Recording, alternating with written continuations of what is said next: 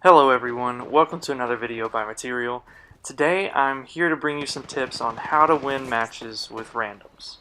You know, it's all happened to us where none of our friends are online to play Apex and we're struggling with this random people. I mean, I've noticed that my win to loss ratio greatly decreases when I'm playing with random people.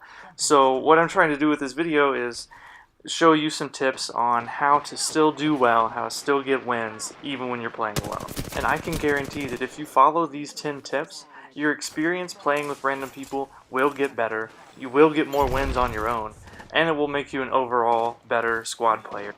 Tip number one is to break off when dropping into an area.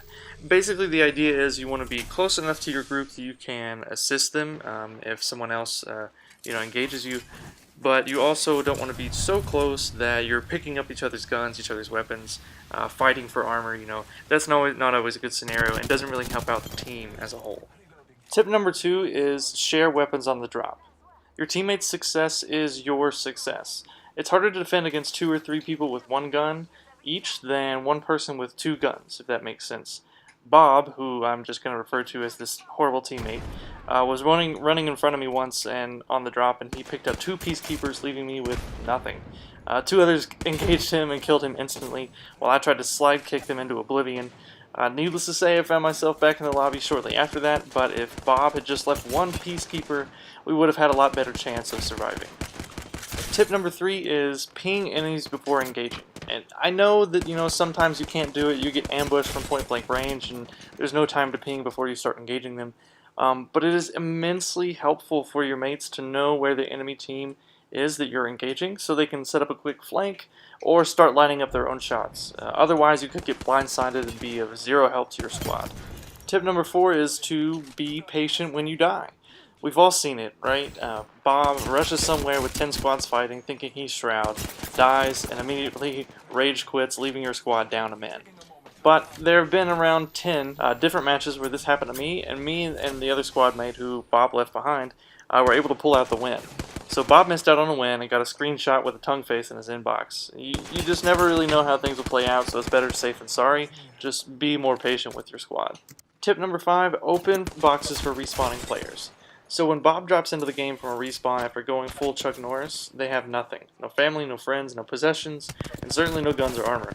At every respawn location, though, there is at least 1 crate, so it saves your teammate time if you go ahead and open it.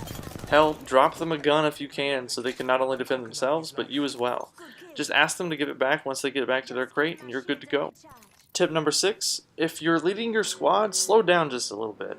As a Bloodhound main, it's very easy for me to get tunnel vision when following tracks and all but abandoning my squad, but 9 out of 10 times this results in me getting ambushed, leaving me dead, and my squad a man down, which just sucks. If you're leading your squad to the next location, a good rule of thumb is to keep your squad mates 2 seconds away in runtime. Not only does this allow them to respond and engage quickly, but also gives them enough distance from where you're engaging the enemy to quickly flank and take out that enemy team. Tip number 7, look at the player's banners for gunshots. So, not a lot of people know this, but in the bottom left where your teammates' banners are, you can actually see a muzzle flash over their banner whenever they are shooting.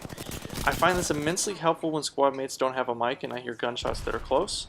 I just instantly look at those banners to see if my teammates are engaging and try to come to their aid if they need it. Tip number 8, diversify your legend picks. It's important to play other legends because not only do you have a deeper understanding on how their abilities work, so you can defend against them, but this also helps when someone picks your main before you. Yes, it sucks when Bob picks your main and their banner shows they only have 3 kills with them, but when this happens you should be comfortable picking someone else and being able to do well with that legend. Tip number 9, pick complementary legends. Ideally, you want to try and select characters whose abilities complement one another. So let's say Bob picks your main, Bloodhound. Ideally, you should pick someone complementary like Bangalore or Caustic to help strengthen your squad and increase your chances of winning. And lastly, join a Discord. If you're absolutely sick of playing with Bobs all day or Randos, a great place to find people to play with is Discord. There are tons of Apex Legends Discord servers out there dedicated to people finding other similar skill players to play with. I have had a ton of success doing this and gotten a whole roster of people to play with anytime I'm online now. So that concludes the tips for when you're playing Apex Legends solo. I hope you really enjoyed this video and it brings you more victories when playing with Bobs or Randos. Don't forget to like and subscribe if you enjoyed this video. Also, I stream Apex Legends weekly with viewers and friends, so I'd love to see you out there. Thank you so much, and have a great day.